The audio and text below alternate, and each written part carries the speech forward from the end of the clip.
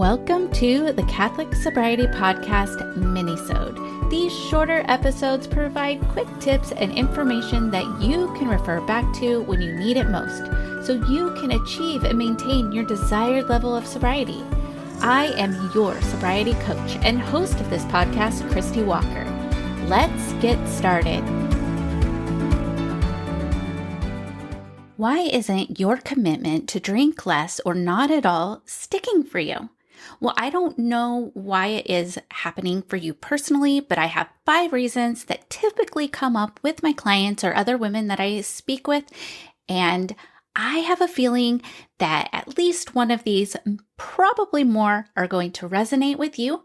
And I'm going to give you some solutions on how to fix it in today's minisode. So let's dive in.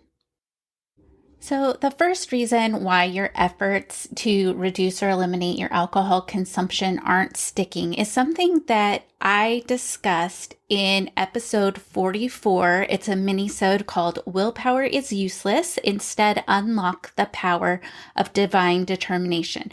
So you may be relying on willpower. And when you look up what willpower is, it has a definition of to control or restrain impulses, self-command, self-control, self-mastery. And I don't know about you, but just reading that and thinking about that makes my whole body tense up. How about you? So let's take a deep breath and talk about what determination is. Determination is firmness of purpose. It's a process of establishing something by calculation and research. So that's part of the reason why I have created my Sacred Sobriety Lab to be a lab, a place of experimenting and trying things out, not judgment, but just trying to research and see what works and see what doesn't. And that just feels so much more peaceful to me as I'm saying that and reading it and thinking about it. So if that feels more peaceful to your brain too, then I want you to really tap into determination. And even beyond determination, let's bring the Holy Spirit into the process. Asking Him to convict our hearts and to strengthen our gifts, our spiritual gifts that we are given by virtue of our baptism as daughters of the Most High. And let's have divine determination because, quite honestly, willpower is useless.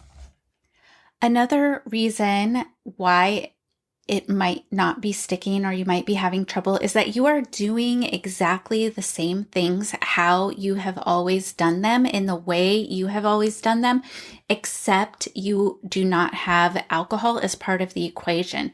So I would just offer that if you are trying to drink less or not at all, and it's a very habitual thing for you, you need to completely change around your habit and change around your schedule.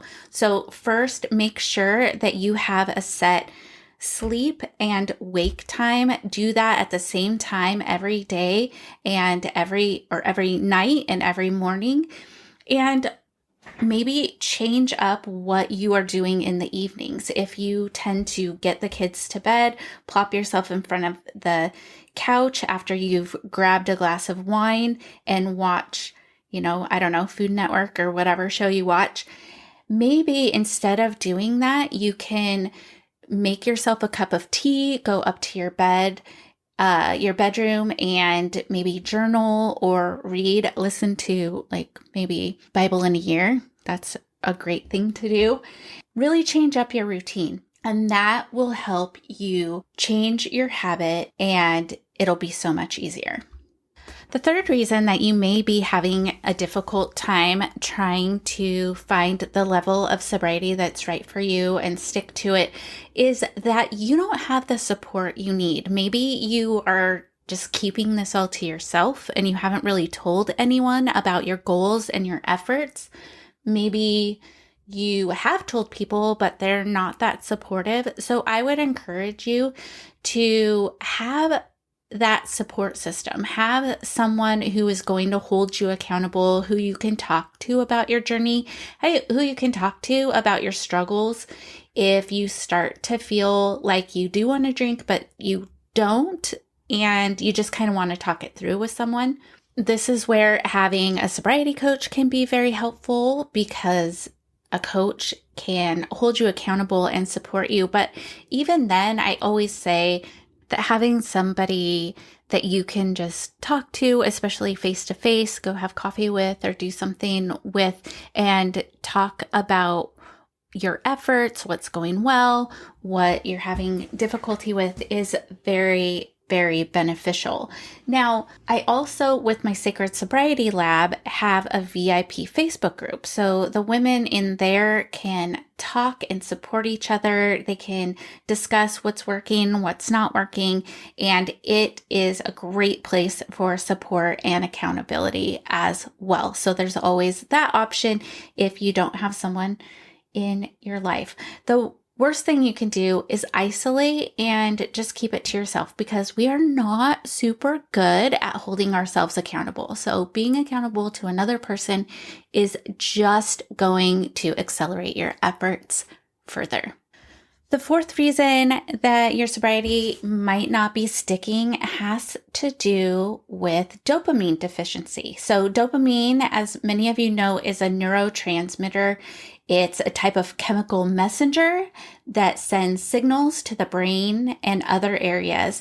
It's one that plays a huge role in pleasure and reward. So when something good happens unexpectedly, then dopamine is released, and that makes us feel great.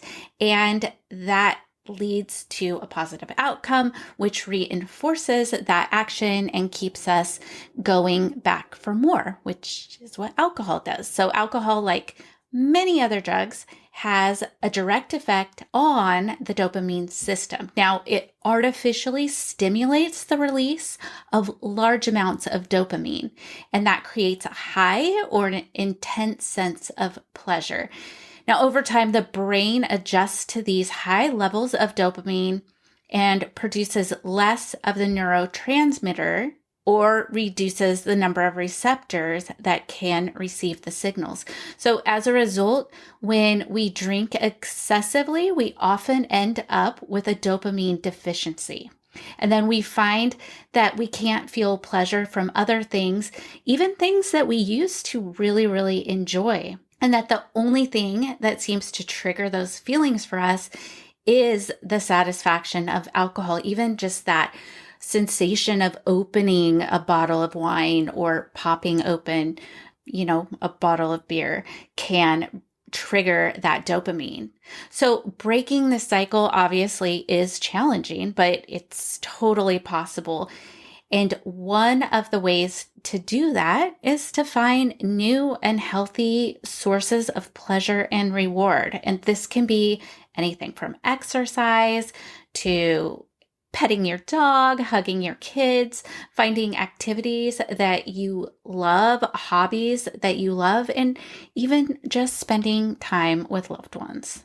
And the final reason that it may be difficult to keep your commitments to yourself about drinking less or not at all could be the real or perceived thoughts of others, of what others might think about your decision to drink less or not at all. And this is something that I discuss in episode 54, which is called When Friends and Family Don't Understand Your Decision to Reduce or Eliminate Your Alcohol Intake. I suggest you I invite you to go and listen to that episode, because I think it could be really, really helpful. But in a nutshell, the social pressure to drink, it just can be a very significant obstacle for you, for most of us.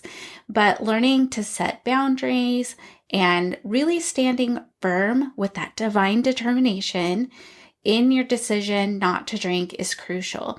It's also important to remember that most people are more concerned with their drinking than with what you're doing. So if you are worried about what people are thinking about you or wondering about you because you've decided to have a mocktail or just enjoy some sparkling water instead of a glass of wine, don't worry about it. It doesn't really matter what they're thinking. And in most cases, they're not thinking anything about it at all. So I just want to set your mind at ease where that is concerned. So I hope that you have found this minisode helpful.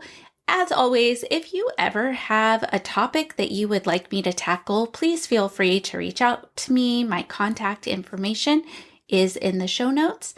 And don't forget that I do have a 5-day free Sacred Sobriety Kick Start, which is just like a really mini introduction to the Sacred Sobriety Lab.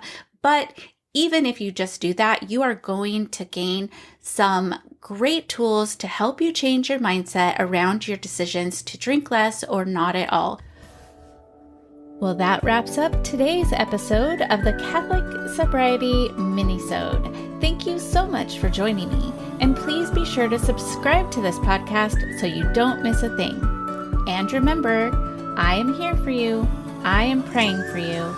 You are not alone.